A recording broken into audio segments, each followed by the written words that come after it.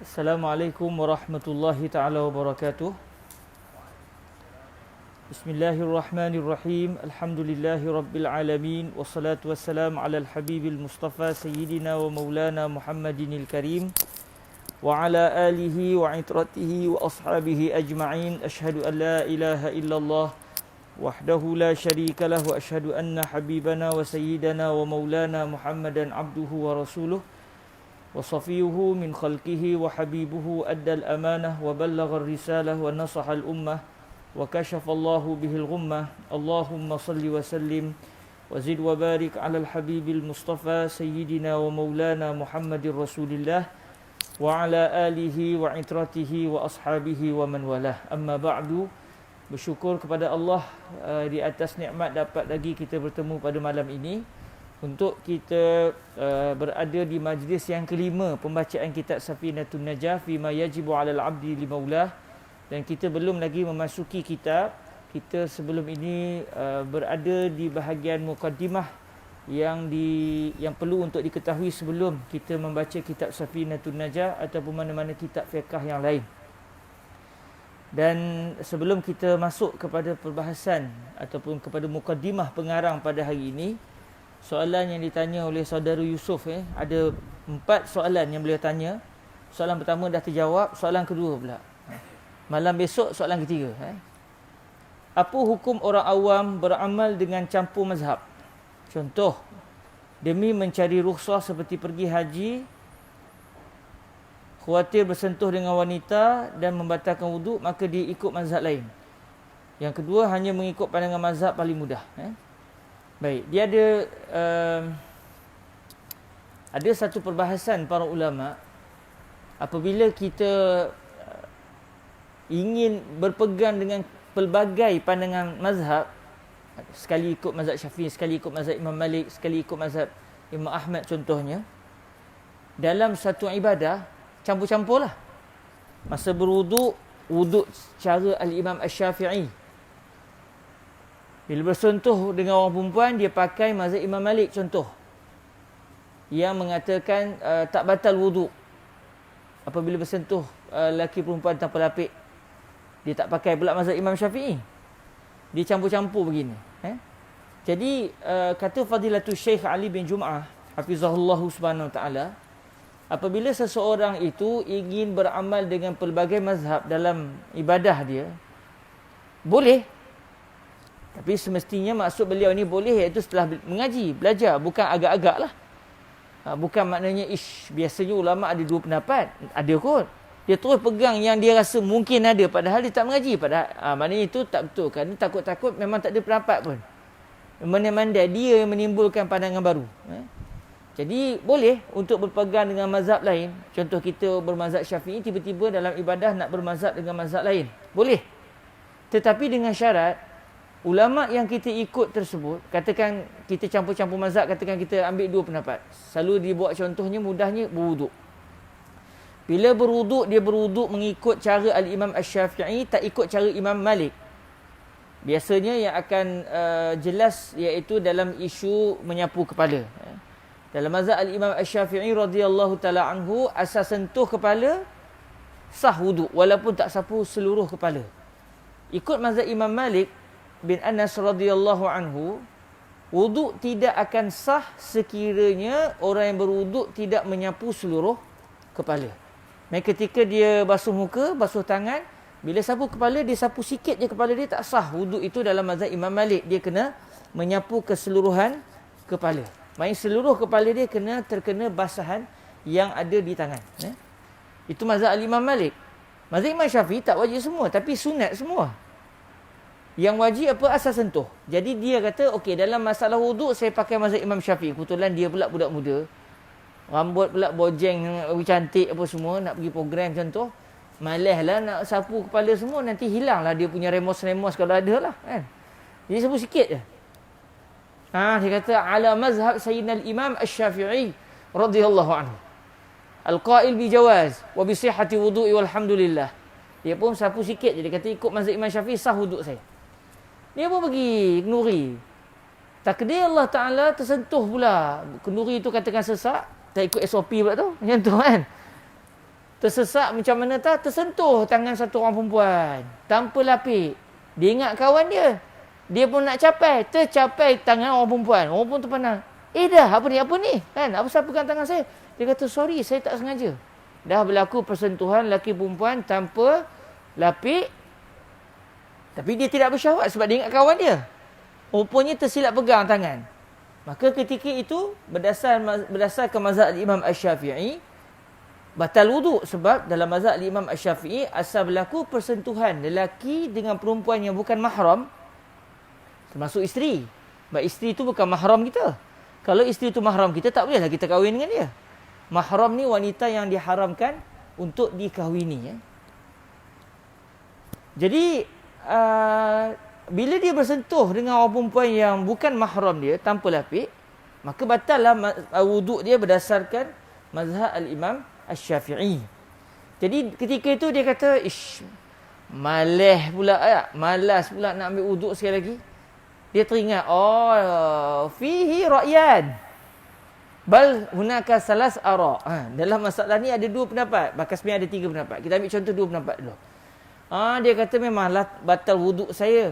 Wuduk akan batal bila berlaku persentuhan lelaki perempuan tanpa lapik, sekiranya lelaki dengan perempuan tu tidak ada hubungan kekeluargaan. Maksudnya lelaki itu bersentuh dengan wanita ajnabi. Tapi dia kata, tapi ingat dulu masa belajar dengan ustaz dulu, ustaz beritahu mazhab Imam Malik mengatakan sekiranya berlaku persentuhan di antara lelaki dengan wanita ajnabiyah tetapi tidak timbul syahwat. Sentuh tapi tak timbul syahwat.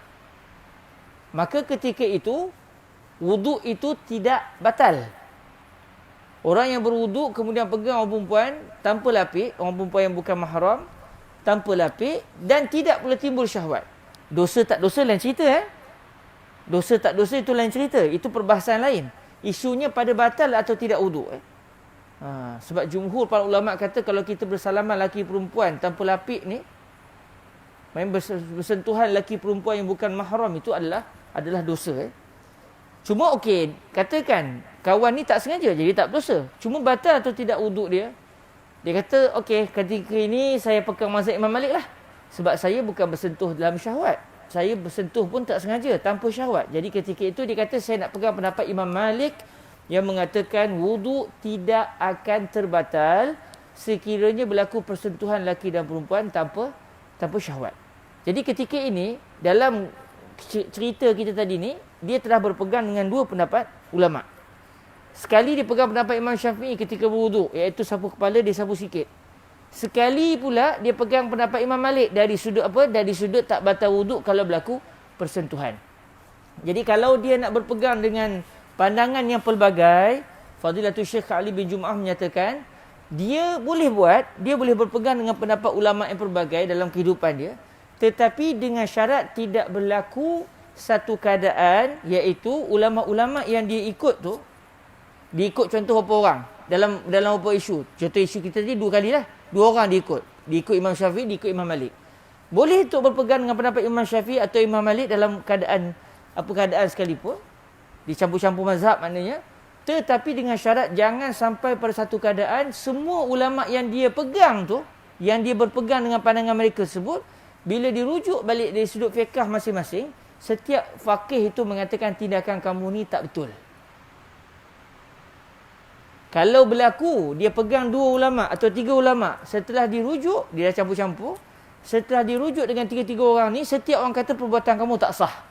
Perbuatan kamu tak betul. Maka ketika itu, tak bolehlah dia berpegang dengan pandangan yang pelbagai dalam situasi ini. Okey, kenapa? Contoh dalam isu tadi ya. Bila dia berwuduk, dia sapu kepala sikit. Wuduk dia sah. Ikut mazhab Imam Syafi'i. Bila dia bersentuh lelaki perempuan tanpa lapik tadi, dia pegang pendapat Imam Malik dengan alasan dia tidak bersyahwat. Jadi kalau kita tanya Imam Asy-Syafi'i, wahai Al-Imam Asy-Syafi'i, dalam situasi orang ni, dia berwuduk disapu sikit. Lepas tu dia pegang perempuan. Dia nak solat, boleh tak boleh? Apa kata Imam Syafi'i? Tak boleh. Sebab apa tak boleh wahai Imam Syafi'i? Imam Syafi'i akan kata sebab wuduk dia dah batal. Wuduk dia dah batal.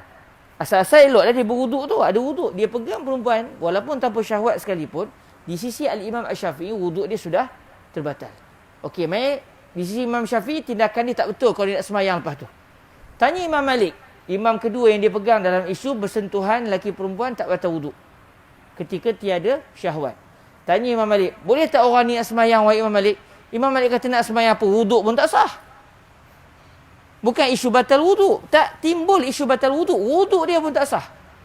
Kenapa pula Imam Malik? Dia elok ambil wuduk tadi. Kepala tak sapu semua? Bila kepala tak sapu semua, tak sahlah wuduk tu. Jadi wuduk tidak wujud. Bila tidak wujud, maknanya dia pegang orang perempuan ke, tak pegang orang perempuan ke, lepas tu memang tak ada sembahyang. Sebab wuduk dia tidak sah. Jadi ketika ini, apa yang berlaku? Dia pegang dua pendapat ulama', dua-dua kata tak sah. Cuma seorang kata tak sah sebab bersentuh lelaki perempuan. Seorang pula kata tak sah kerana wuduk tak sah. Bukan isu bersentuh lelaki perempuan. Jadi kalau berlaku keadaan seperti ini, tidak boleh lagi dia untuk berpegang dengan kedua-dua pendapat ulama' tersebut. Dia kena pilih salah satu. Ya Syafi'i, ya Imam Malik. Sama nak pegang pendapat Imam Syafi'i atau pegang pendapat Imam Malik.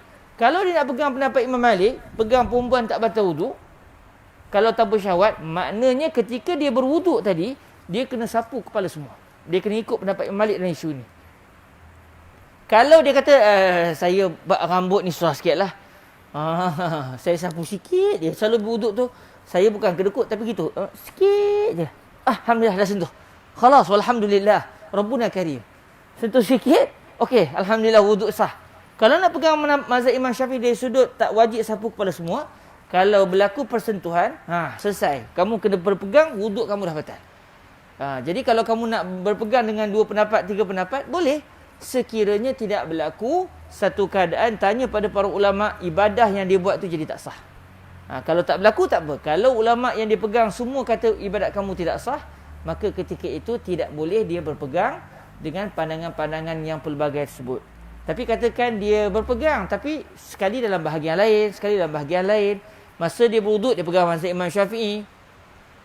Kemudian selepas habis wuduk, dia pun solat. Kemudian lepas habis solat, dia nak buat berjual beli. Dia nak pegang pendapat Imam Malik pula. Ketika lepas tu dia nak kahwin pula. Dia kahwin pakai mazhab Imam Ahmad pula. Contoh, tapi bab kahwin ni dia sudah jadi enactment. Di Malaysia dia jadi enactment. Bila kerajaan memilih satu pendapat fiqh dalam satu keadaan, maka ketika itu walaupun pada asalnya ada khilaf fuqaha, tak boleh lagi berpegang dengan ulama ataupun perkhilafan ulama tersebut untuk dilaksanakan pada alam realiti di negara tersebut, sebab dia sudah di-enactmentkan.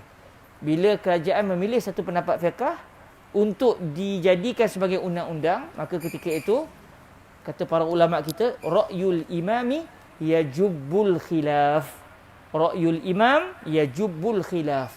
Pendapat imam, pendapat seorang pemerintah, dia akan memutuskan segala perkhilafan fiqh. Jadi macam di Indonesia, hukum nikah kahwin kita sudah di-enactmentkan.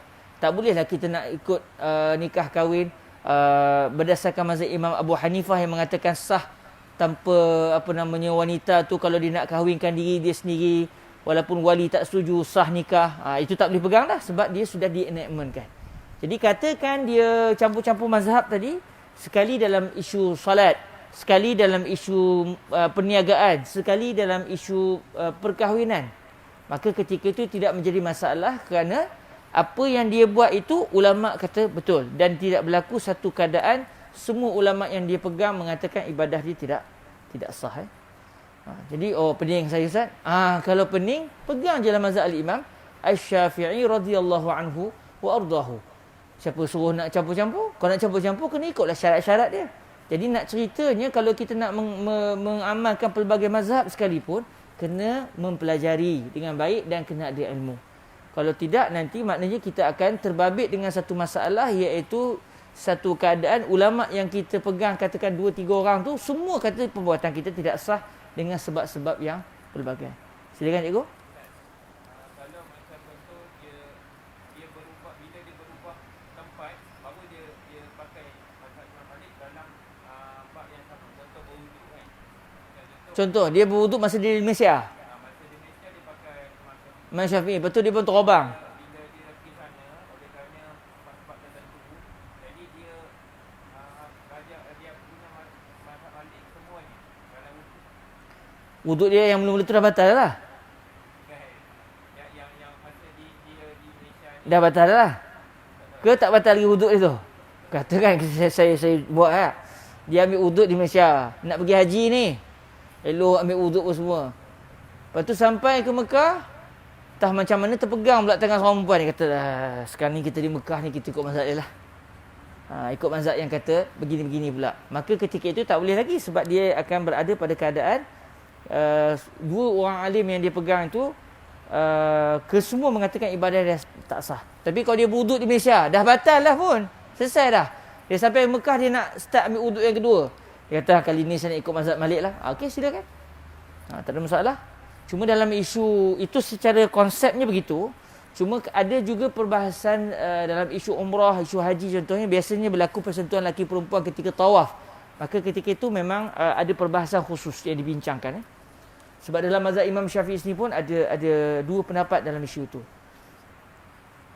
Okey, secara kasarnya begitu. InsyaAllah besok kita tengok soalan yang ketiga pula. Soalan yang panas sikit lah. Adakah Wahabi itu mazhab kelima? Tuan-tuan marah ke apa? Ke adik Yusof kita. Dia yang bertanya soalan. Okey, alhamdulillah selesai kita menjawab soalan secara kasar. Dan insya-Allah hari ini biiznillah Subhanahu Wa Taala setelah kita meneliti berkenaan dengan perkara-perkara asas yang berkaitan dengan ilmu fiqh, berkaitan dengan Imam Asy-Syafi'i, berkaitan dengan pengarang kitab ini sendiri iaitu Syekh Salim bin Abdullah bin Sa'ad bin Abdullah bin Sumair Al-Hadrami yang meninggal dunia pada tahun 1271 Hijriyah di Tanah Abang, Betawi ataupun Jakarta. Jadi alhamdulillah selesai kita meneliti perbahasan-perbahasan seputar kitab ini dan juga seputar ilmu fiqh, dan semalam kita dah menyebut salasilah para ulama yang menyambungkan kitab ini sehingga sampai kepada kita, walhamdulillah. Jadi insya-Allah pada hari ini kita akan mula masuk perbahasan ataupun kitab ini biiznillah. Moga-moga bermanfaat. Al-Fatihah untuk pengarang. Auzubillahi minasyaitonirrajim. Bismillahirrahmanirrahim. Alhamdulillahirabbil alamin. Arrahmanirrahim. Maliki yaumiddin. Iyyaka na'budu wa iyyaka nasta'in. Ihdinas siratal mustaqim. Siratal ladzina an'amta 'alaihim ghairil maghdubi 'alaihim waladdallin. Amin. Okey, di muka surat yang nombor 2 itu adalah awal ucapan Syekh Salim bin Abdullah bin Sa'ad bin Abdullah bin Sumair.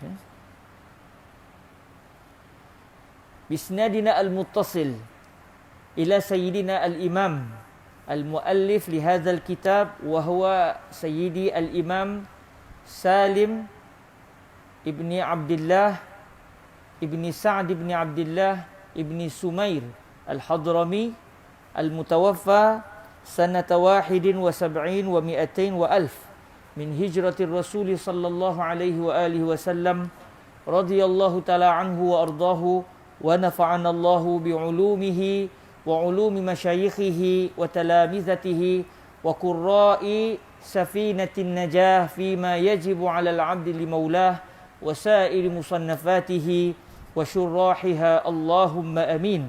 Qala sayyiduna al-imam al-musannif Bismillahirrahmanirrahim. Alhamdulillahi rabbil alamin. Wa bihi nasta'in ala umurid dunya waddin. Wa sallallahu wa sallama ala sayyidina Muhammadin khatamin nabiyyin wa alihi wa sahbihi ajma'in. Wala hawla wala quwwata illa billahil aliyyil azim.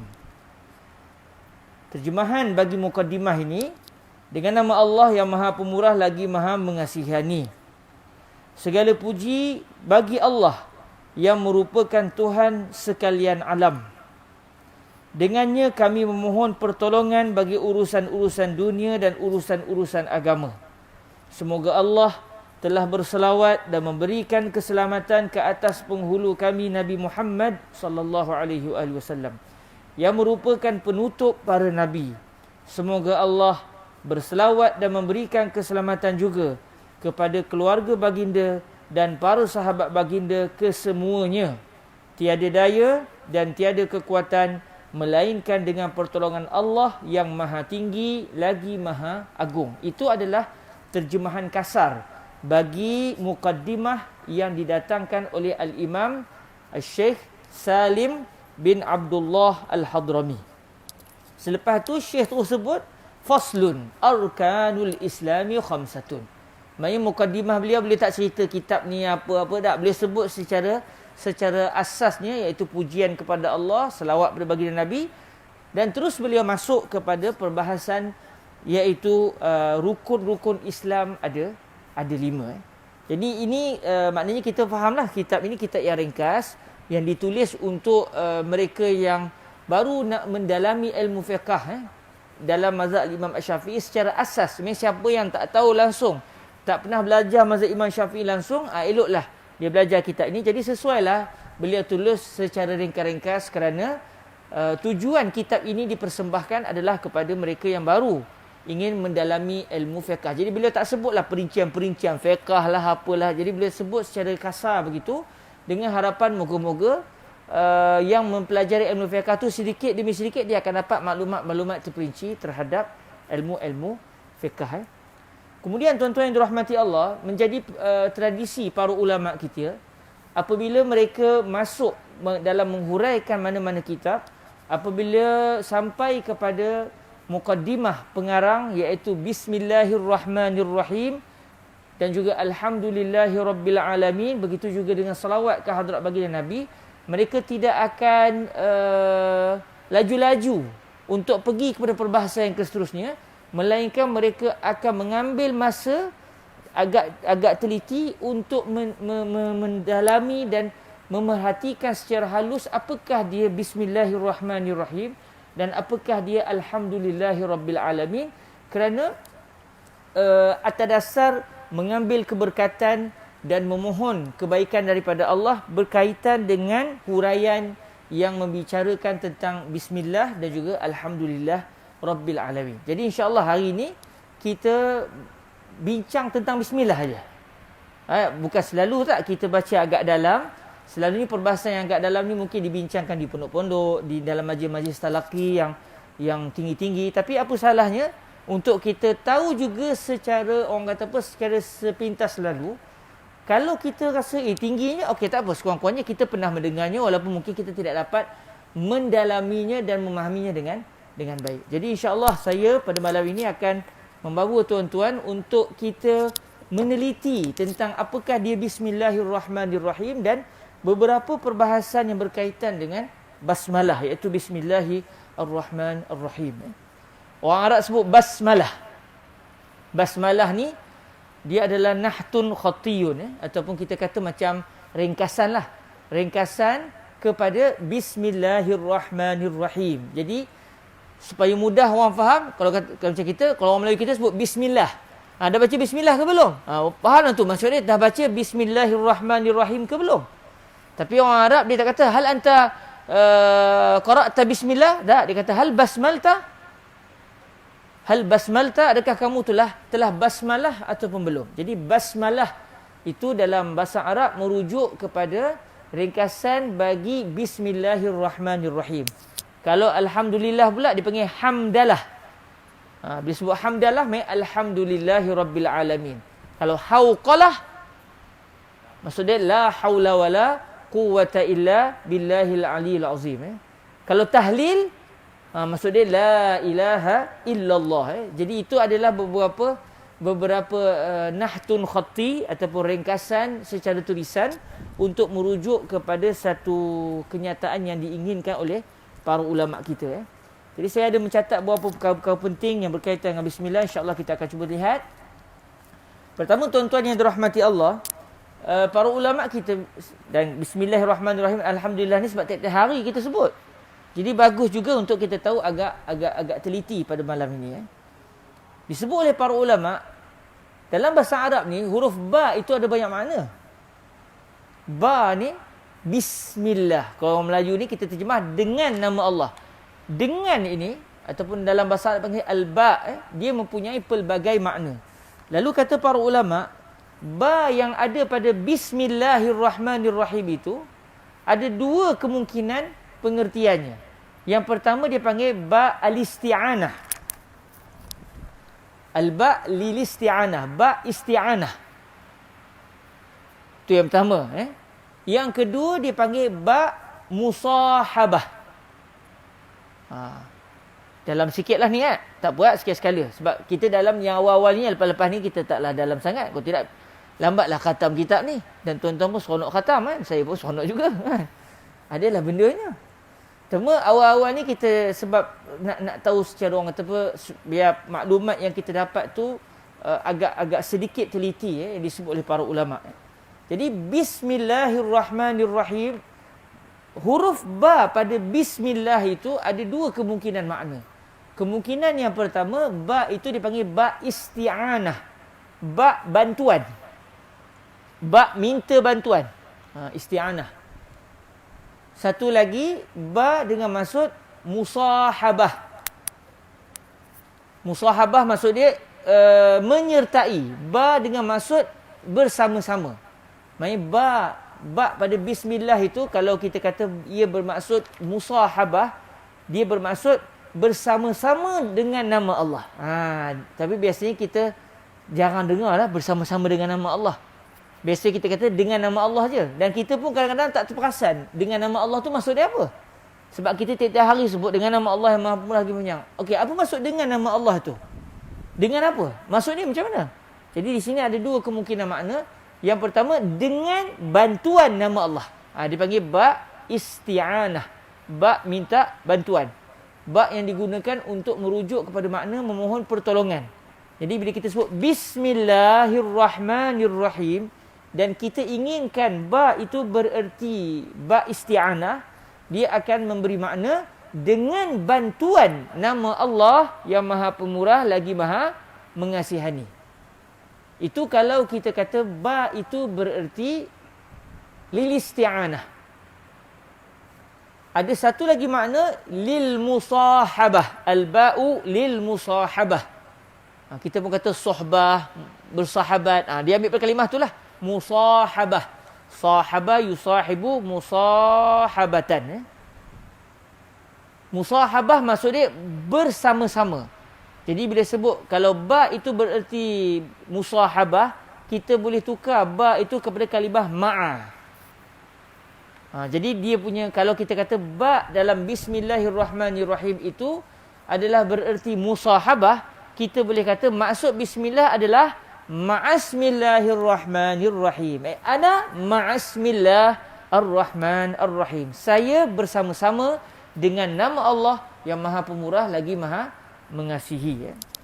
Jadi itu dua makna bagi huruf ba. Jadi kalau kita sebut bismillahirrahmanirrahim dalam kita nak minum air, nak berjalan, kita sebut bismillahirrahmanirrahim, ya tuan-tuan boleh ingatlah. Bila kita baca Al-Fatihah contoh, bismillahirrahmanirrahim, alhamdulillahirabbil alamin. Okey, bila tuan-tuan sebut bismillah tu, tuan-tuan ingat, ba ni ada dua makna. Pertama, ba dengan maksud isti'anah, dengan bantuan. Ataupun satu lagi, ba dengan maksud musahabah, iaitu ma'iyah, kebersamaan. Orang Arab kata contoh, ana katabtu bil qalam. Saya menulis dengan pen. Maksudnya saya menulis dengan menggunakan dengan bantuan pen. Jadi ba ketika orang Arab sebut katabtu bil qalam, ba di situ adalah ba isti'anah. Tapi kalau dia kata marartu bi fulan, saya telah lalu dengan seorang lelaki. Marartu bi fulan. Jadi dia sebut bi fulan, sebenarnya dia kata marartu ma'a fulan. Saya telah lalu dan saya telah bersama dengan si fulan itu. Sewaktu saya lalu tu saya telah bersama dengan dia sebentar. Jadi ba dalam bahasa Arab ada dua kemungkinan makna. Cuma apa maksud bismillahirrahmanirrahim kalau kita kata ba di sini adalah ba isti'anah? Kalau kita kata ba di situ adalah ba isti'anah, maknanya kita nak bagi tahu saya minum dengan bantuan nama Allah. Saya berjalan dengan bantuan Allah. Contoh katakan tuan-tuan nak tidur, bismillahirrahmanirrahim. Lepas tu tuan-tuan tidur. Maksud dia ketika tuan-tuan sebut bismillahirrahmanirrahim itu, tuan-tuan akan menginginkan maknanya dengan bantuan Allah saya tidur. Maksud saya tidur ni dengan sebab bantuan daripada Allah Subhanahu wa taala. Maksud saya telah menggunakan bantuan nama Allah untuk saya tidur. Itu kalau kita kata ba itu adalah ba isti'anah.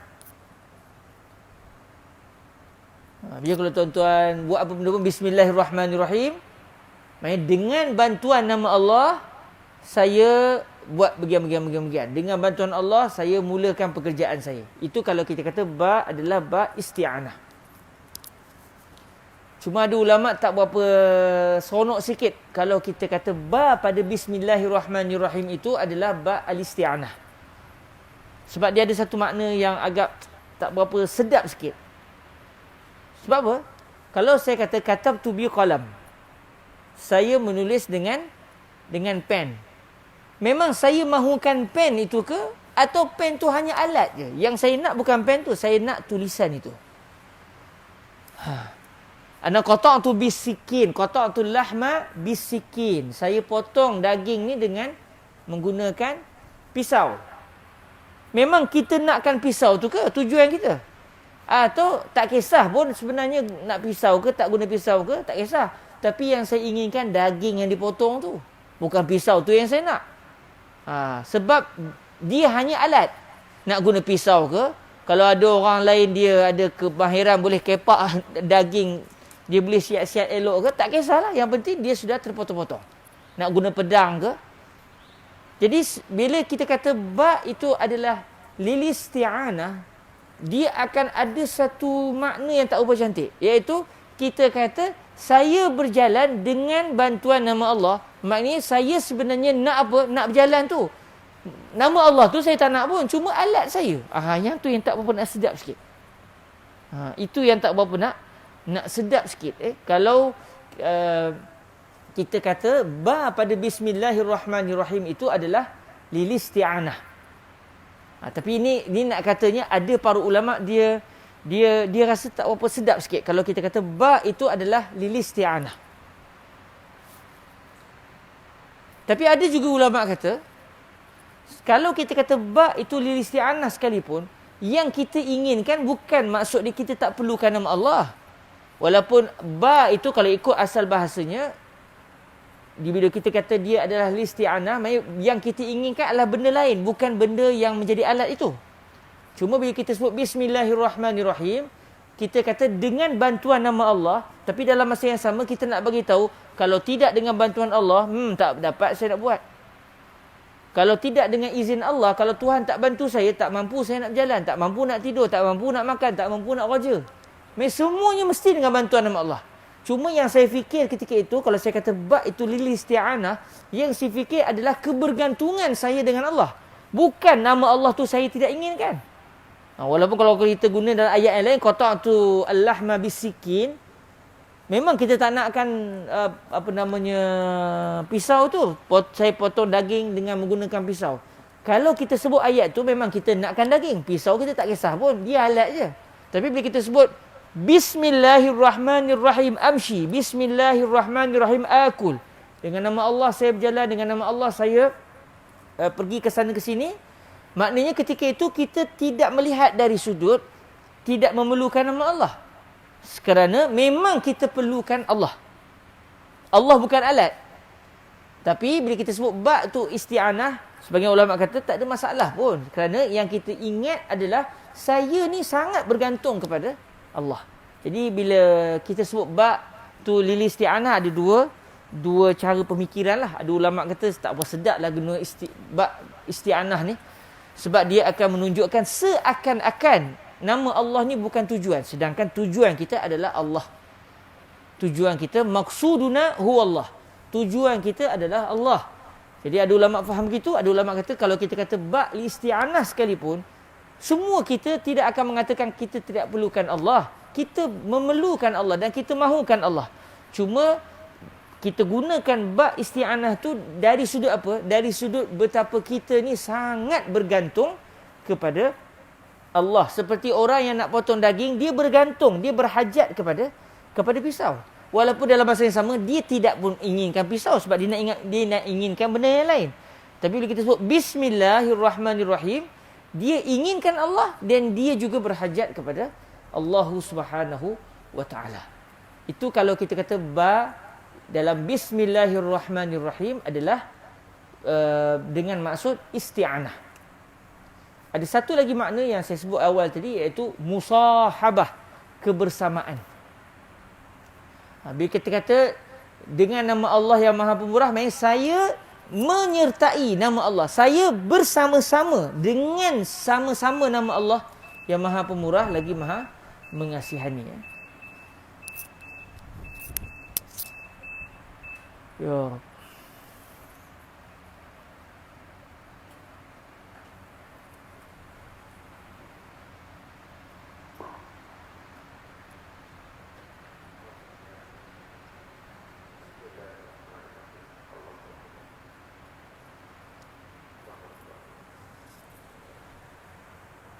Allah. Allahu Akbar,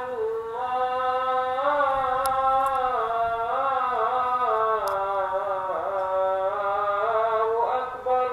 Allahu Akbar, Allahu Akbar. Allahu Akbar, Allahu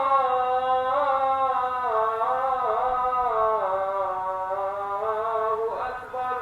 Allahu Akbar.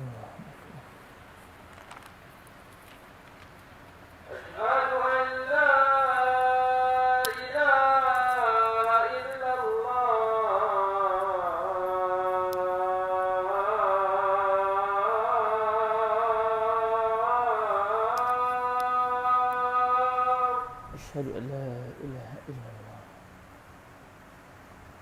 Asyhadu an la ilaha illallah.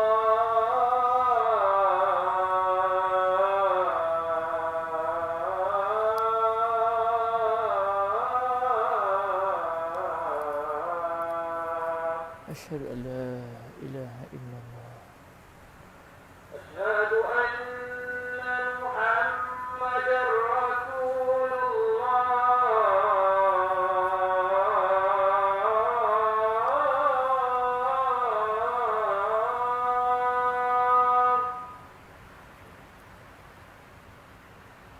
أشهد أن محمدًا رسول الله.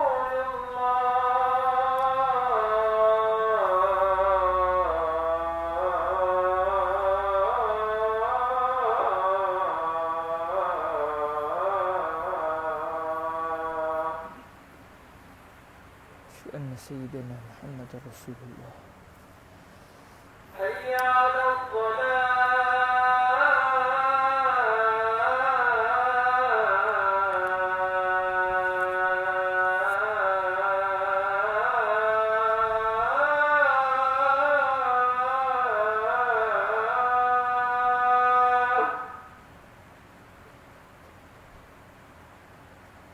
حي على الصلاة.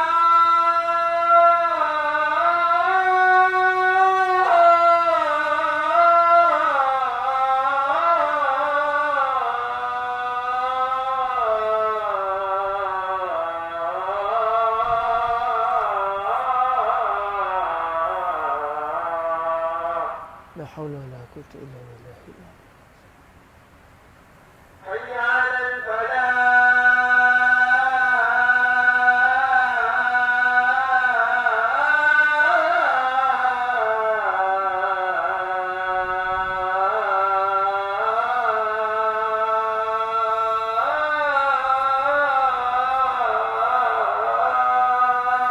La haula wa la quwwata illa billahil aliyyil azim.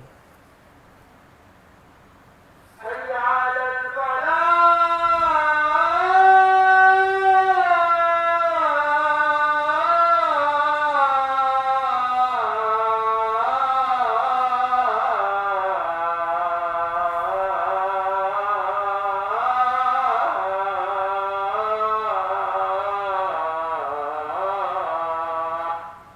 La haula wa la quwwata illa billahil aliyyil azim. الله أكبر، الله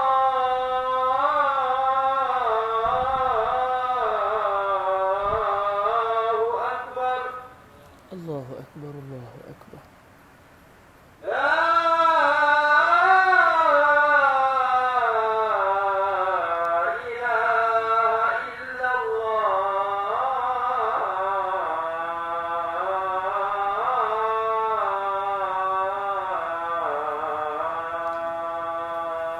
وأنا أشهد أن لا إله إلا الله وحده لا شريك له وأن سيدنا محمدا عبده ورسوله رضيت بالله ربا وبسيدنا محمد رسولا وبالإسلام دينا اللهم رب هذه الدعوة التامة والصلاة القائمة آت سيدنا محمدا الوسيلة والفضيلة والشرف والدرجة الرفيعة وبعثه مقاما محمودا الذي وعدته إنك لا تخلف الميعاد وصلى الله على سيدنا ومولانا محمد وعلى آله وصحبه وبارك وسلم. Okey. Ba dengan maksud isti'anah kita dah tahu dah. Apa kesan dia, apa risiko dia dan apa jawapan ulama yang tetap berpendapat ba pada bismillah itu adalah lil isti'anah. Satu lagi makna lil musahabah. Al-ba'u lil musahabah. Ba dengan maksud sekali, bersama. Kalau kita kata begitu, dia akan maksud saya bersama-sama dengan nama Allah Subhanahu wa taala. Dia nak bagi tahu apa?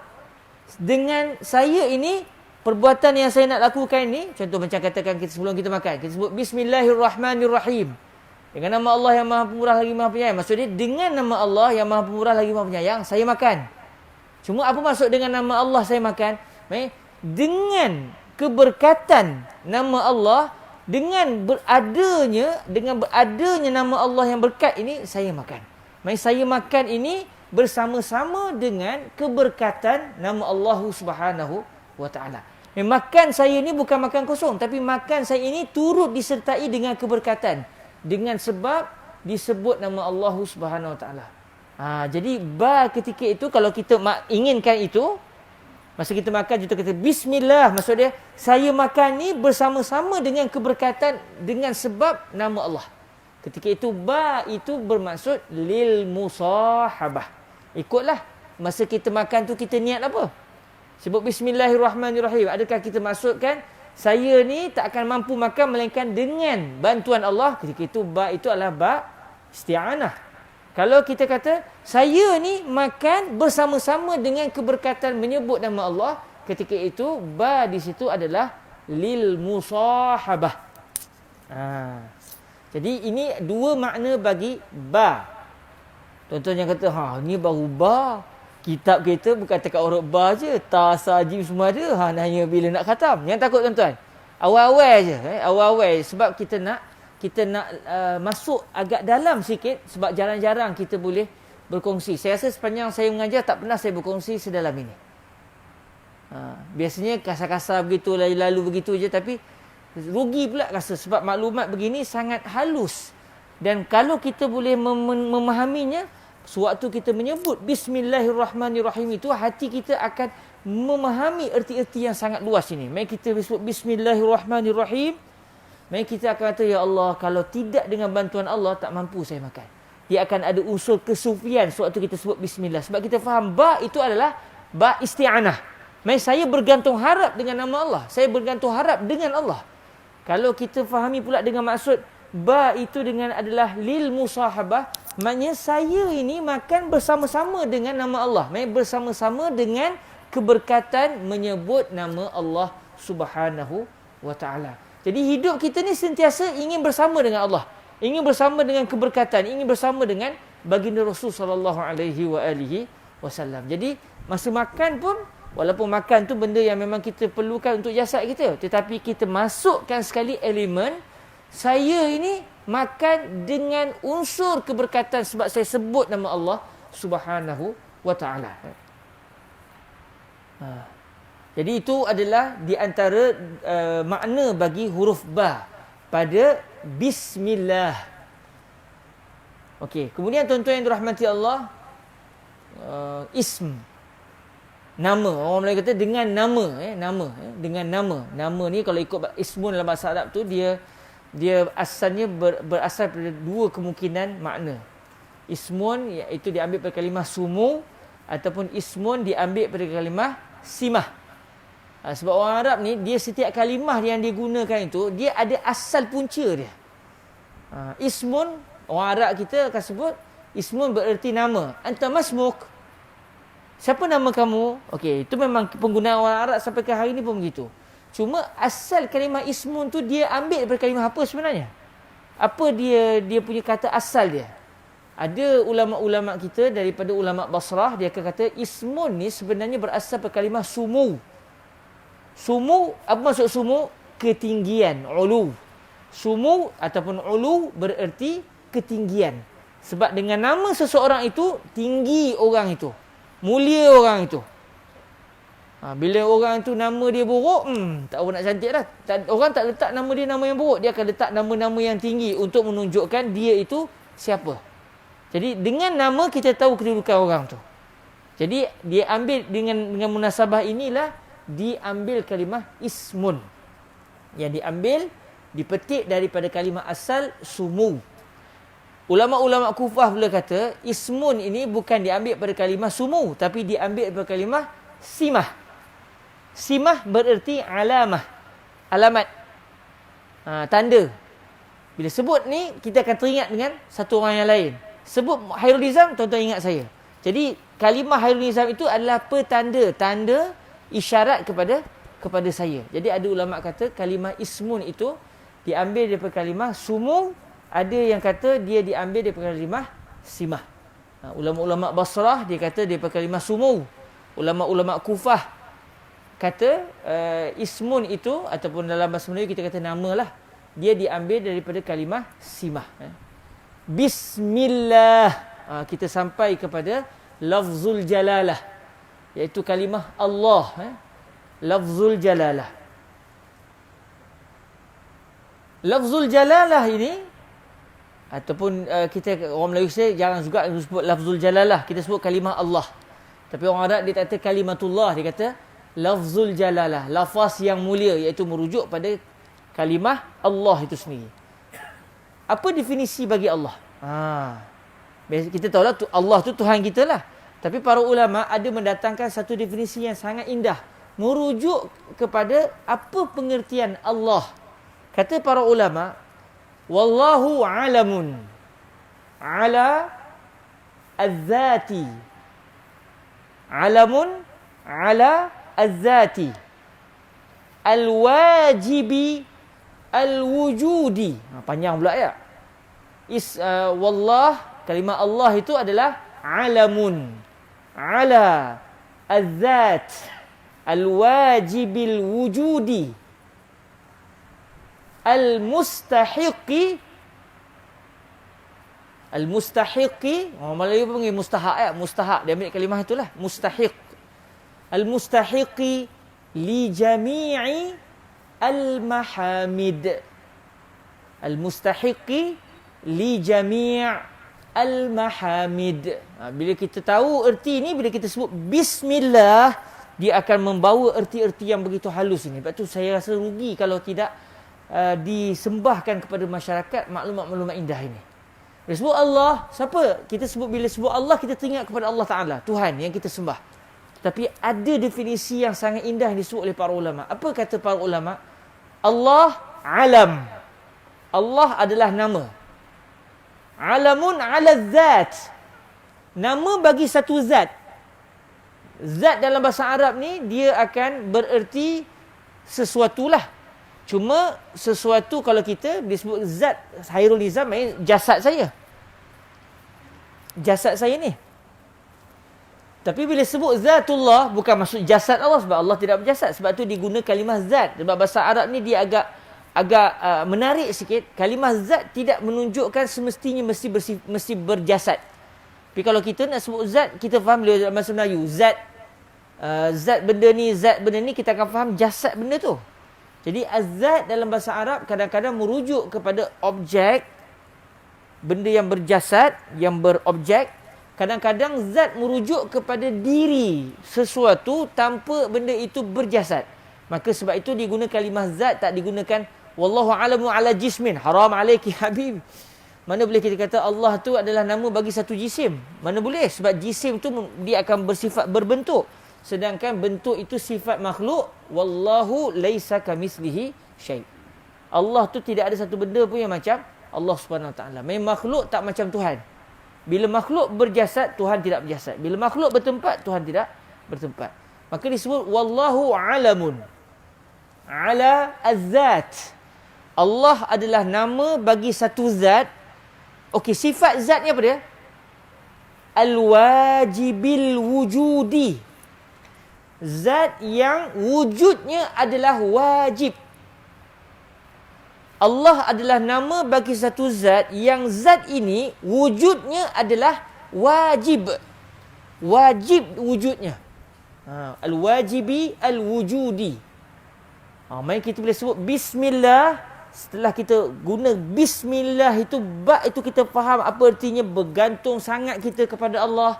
Dalam masa yang sama betapa kita ini sentiasa ingin bersama-sama dengan keberkatan menyebut nama Allah. Dia sebut lafzul jalalah pula, kita akan teringat kepada zat yang begitu mulia, iaitu Allah Subhanahu Wa Taala. Siapakah Allah? Allah adalah nama bagi satu zat yang wujudnya adalah wajib. Apa maksud wujudnya adalah wajib?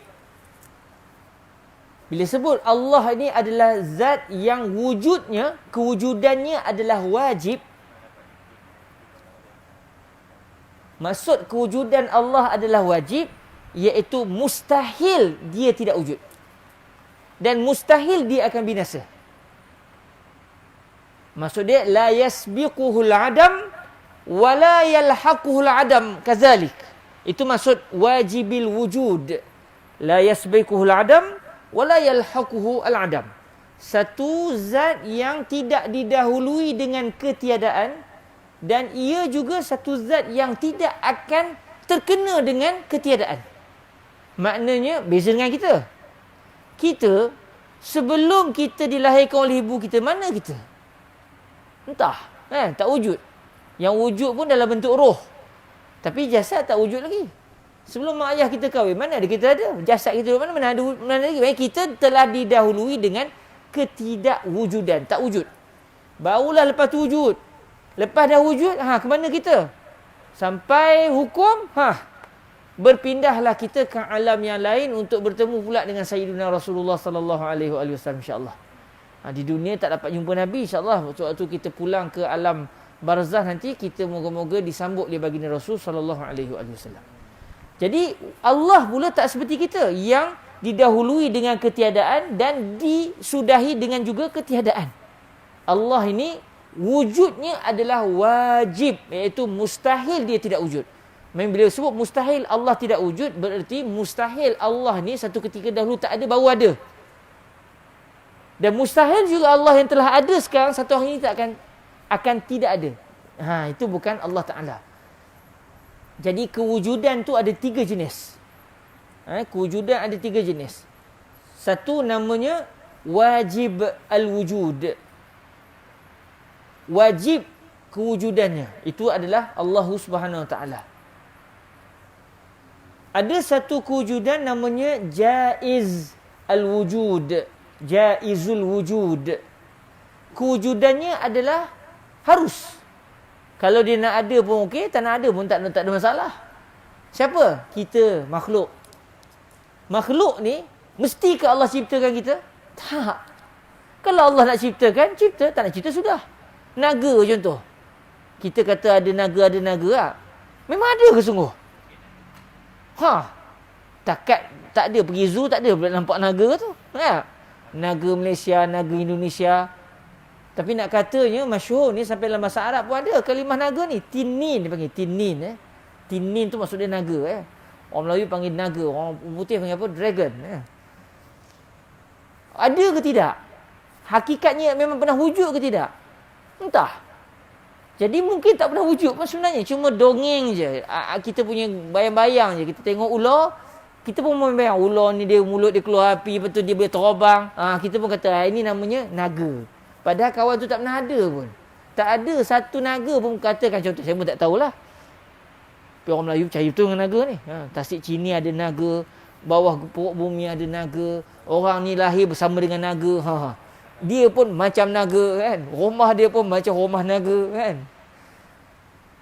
Jadi naga ni kita juga sama je, iaitu kewujudan kita ini tidak mesti. Kalau Allah mahu, Allah wujudkan. Kalau Allah tak mahu, Allah tak wujudkan. Contoh naga, mungkin tak pernah wujud pun, maknanya dia tidak diinginkan oleh Allah untuk diwujudkan. Kita, wujud kita sebab Tuhan inginkan. Tapi mesti ke wujud kita ni, kalau tak wujud akan jadi masalah? Tak juga. Kita ada ke tak ada ke tak kisah pun, ada pun. Jadi kita ni, kewujudan kita namanya jaiz al-wujud. Allah pula wajib al-wujud. Kewajipan dari sudut kewujudan. Wujudnya Allah itu wajib, mesti. Kita pula tak mesti. Tak semestinya kita kena ada. Ada pula satu benda, kewujudannya dinamakan mustahilul wujud. Mustahil wujud. Benda ni tak boleh wujud. Kalau wujud juga tak betul. Ada pula satu jenis yang ketiga. Bila mustahil wujud, dia tak pernah wujud lah. Dia memang tak pernah wujud lah. Cuma kalau dia tu sendiri diwujudkan oleh Allah, boleh tak? Istilah tak ada. Contoh, ada tak satu batu yang begitu besar sampai Tuhan tak boleh angkat? Ada tak satu batu besar betul, berat benar batu tu. Kita angkat pun tak daya, Tuhan angkat pun tak daya. Ada tak batu macam tu? Mustahil ada. Sebab kalau dia wujud sekalipun, boleh diangkat oleh Tuhan. Sebab Allah ni maha berkuasa. Tapi ada tak satu batu, kita cuba bayang-bayang, ada tak satu batu yang besar benar, berat betul, sampai Tuhan pun tak mampu nak angkat? Tak ada. Mustahil batu tu ada. Sebab kalau batu tu ada, maknanya Tuhan lemah. Bila Tuhan lemah, macam mana Tuhan bersifat dengan sifat lemah? Sedangkan Tuhan itu maha berkuasa. Jadi, kewujudan batu yang sangat besar sampai Tuhan tak mampu angkat, itu mustahil. Apa lagi contoh? Kewujudan Tuhan lain selain Allah. Boleh ke ada? Boleh tak wujud Tuhan yang macam Allah juga? Allah patut satu lagi Tuhan. Mustahil. Maksudnya dia tak akan wujud. Bahkan tak boleh wujud. Kita pula mungkin wujud, mungkin tak wujud. Tapi kalau Tuhan nak wujud, tak ada masalah pun. Kalau Tuhan tak nak wujud pun, tak ada masalah. Jadi kewujudan makhluk itu namanya jaiz al-wujud. Adapun Allah wajib al-wujud. Adapun ada benda-benda lain pula yang dia itu dalam kategori mustahil dia itu wujud. Maksudnya dia mesti tidak wujud selama-lamanya. Dia tidak didahului dengan kewujudan dan tak akan wujud sampai bila-bila. Itu namanya mustahilul wujud. Jadi Allah dalam kategori mana? Allah adalah wajibul wujud. Kewujudan Allah adalah wajib. Wajib dengan maksud mesti. Mustahil. Sebab tu dulu orang tua-tua kita, Allah itu ertinya ada, mustahil tiada. Allah itu ada, mustahil tiada. Mustahil tiada. Maka mesti ada. Saya pun dah terlupa dia punya apa, gaya orang tua-tua dulu mengajar tauhid. Allah itu ada, lawannya tiada, mustahil tiada, maka mesti ada. Orang tua kata begitu. Allah itu ada, lawannya tiada, mustahil tiada, maka dia adalah ada. Sebut kepada dia satu orang bahawa Islam, dia kata, kenapa nak lawan-lawan? Tak ada bincang elok ke? Allah itu ada, lawannya tiada.